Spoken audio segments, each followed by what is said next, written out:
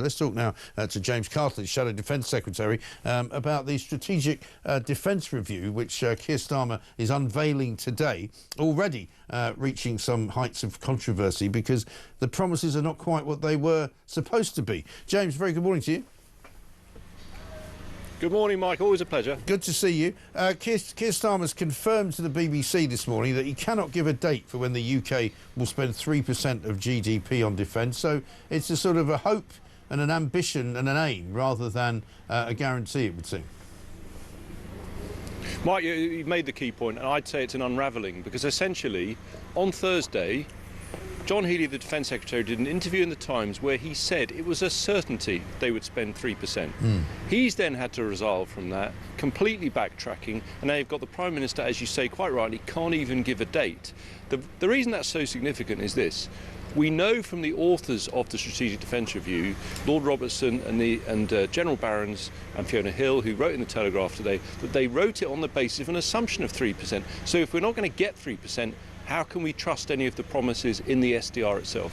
Yeah, well, that's a very, very good question. And also, all sorts of things, even before they get to the 3% promise, are talked about as if they're going to be coming in the next Parliament. You know, the sort of munitions factories being opened, hundreds of thousands of jobs being made available, you know, more missiles being produced. You know, it's all a bit sort of pie in the sky, it seems to me, isn't it?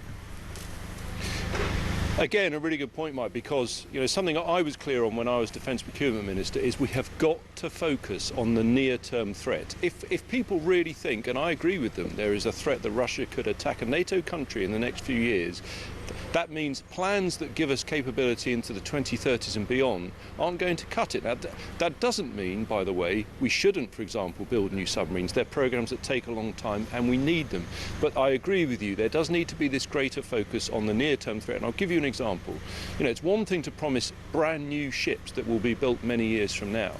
Are we going to procure the missiles that we need on our current naval ships to defend them against the sort of threat we have seen in real life in the Red Sea, when the Houthis were given ballistic missiles by the Iranians and they fired them at our ships? These are the big questions about defending the people we have today. Yeah, and in terms of those submarines and how many submarines are being built, do you know what that number is? Because I was talking to Rear Admiral Chris Parry a little while back, a former NATO commander, and he said that the small print says up to 12 submarines. So it's not that clear exactly how many they're actually going to build.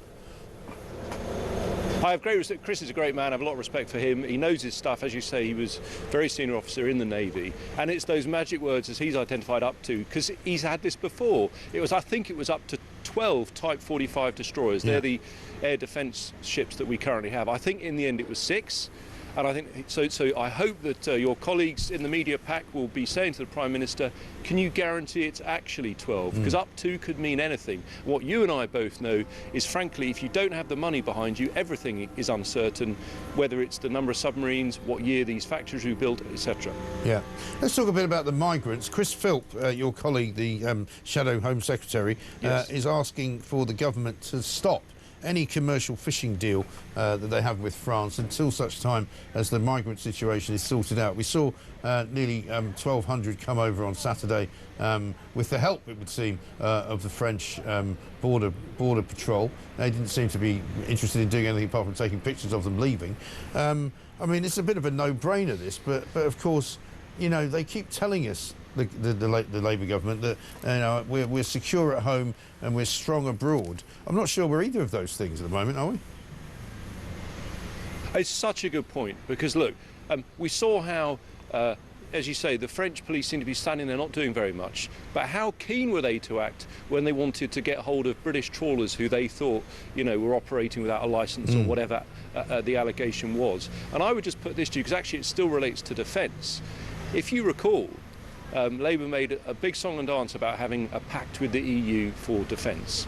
And that was about getting access to this EU defence fund. Now, they've not secured a single penny of that fund, but they've given away our fishing grounds. You're absolutely right. This question has to be thrown at the Prime Minister. Why is it he's given away the Chagos Islands without attempting to resist any legal challenge that may or may not come? It's entirely hypothetical. Why didn't he appeal the Supreme Court, the court ruling, which means Our soldiers who served in Northern Ireland once again face the threat of lawfare persecution in the courts. And yes, on fish, why did he give away the fish before we've got anything to the United Kingdom? Hopeless negotiation, and as you say, someone who doesn't seem to be standing up for this country at home or abroad, quite frankly. No, quite. As somebody said to me this weekend, all the fish in the channel seem to be French, but all the migrants seem to be British. I think, you know, touche to them. Yeah, exactly right. Let me ask you one final one about Lord Hermer, who's in more trouble yet again this morning. Lord Hermer, the Attorney General, who was calling people Nazis for voting Tory and Reform last week. It now turns out that he decided to not look at sentencing of a paedophile, a rapist and a terrorist fundraiser, all of who got more lenient sentences than Lucy Connolly. A lot of people think it's time that he was dispatched somewhere else. What do you think? Well, I have a huge amount of sympathy, Mike, because, I mean, that point you make when he said we were Nazis, he said we were Nazis because we questioned the ECHR. Now, you know, I look at it again from a defence point of view. It is precisely because of the ECHR that our veterans, those brave veterans who served in Northern Ireland to protect you and I from terrorism, are once again faced with the threat of a reopening of all these terrible cases against old men who served their country and simply obeyed the chain of command. So we're right to question it. And you know, I have many more questions about it. I've said on the record, if Starmer's serious about sending our troops to Ukraine, we should derogate from the ECHR for any deployment, because the Ukrainians have derogated, Russia isn't even a subscriber. So we should be able to have that debate without being called Nazis by the Attorney General. He's represented Jerry Adams. I think you're right, and I think a lot of people agree with that sentiment. Yeah, good to speak to you. Thank you very much indeed. James Cartlidge there, Shadow Defence Secretary, reporting in to us from College Green down in Westminster.